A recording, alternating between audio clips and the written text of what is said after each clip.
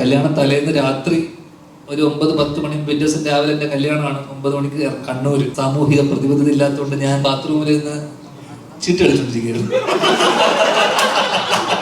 ചീട്ട് കളിക്കുന്നു. പിറ്റേ ദിവസം രാവിലെ ഞാൻ എറണാകുളത്താണ്. 10:30 മണിക്ക് രാവിലെ എൻ്റെ കല്യാണം. രാത്രി 9-9:30 വരെ ഞാൻ എറണാകുളത്ത് ബാത്റൂമിൽ നിന്ന് മത്സരിച്ച് ചീട്ട് കളിക്കണം. അപ്പൊ രാവിലത്തേക്ക് ഷർട്ട് എടുക്കണം, മുണ്ട് വാങ്ങണം, ഒന്നുമില്ല എൻ്റെ കയ്യിൽ.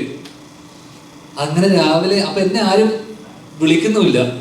അതായത് കല്യാണത്തിന് ആരും നീ വരുന്നില്ലേ എന്ന് പോലും ആരും വിളിക്കുന്നില്ല.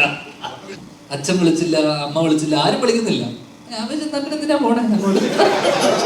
അരവിന്ദിന്റെ അതിഥികളൊക്കെ ചെയ്ത ജാതകം ചെയ്ത മാമൻ വിളിച്ചു പറഞ്ഞു നീ വരുന്നില്ലേ എന്ന് ചോദിച്ച്. അങ്ങനെ ഹോട്ടലുണ്ടോന്ന് ചോദിച്ചു. അപ്പൊ ഞാൻ പറഞ്ഞു ഇല്ല, ഞാൻ എറണാകുളത്താന്ന് പറഞ്ഞു. അങ്ങനെ ആ 10-10:30-11 മണിക്ക് ഞാൻ പുറപ്പെട്ട് ഏകദേശം 4-4:30 മണി വരെ, 4-5 മണിയൊക്കെ ആയപ്പോഴാണ് എത്തിയത്. 9:30 മണിക്ക് ഞാൻ ഉറങ്ങാതെ എഴുന്നേറ്റ് നേരെ ഒരു 9:30 മണിക്ക് ആരോ തന്ന ഡ്രസ്സ് ഇട്ട് ഞാൻ നേരെ കല്യാണം താലി ചേർത്തു. തിരിച്ച് അതേപടി എറണാകുളത്ത് നിന്ന് പിറ്റേ ദിവസം ചീട്ടുകളി പാലി സൈഡിൽ